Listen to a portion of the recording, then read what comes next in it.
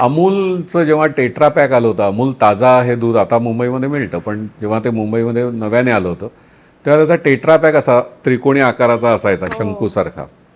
आणि ते गुजरातमध्ये ज्या वेळेला आलं त्यावेळेला त्यांनी तिथे मीराबाईंची कवनं, त्यांच्या रचना ह्याचा वापर करून जाहिराती केल्या होत्या.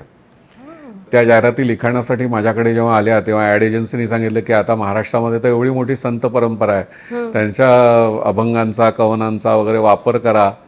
तर मी म्हटलं, अहो दूध विकायचं आहे आणि तुम्ही मला, जर मी असं तुकाराम महाराजांचे आणि एकनाथ महाराजांचे अभंग किंवा ज्ञानेश्वरांचे लिहायला लागलो तर मारतील. म्हटलं, मलाही मारतील आणि तुम्हालाही मारतील म्हटलं.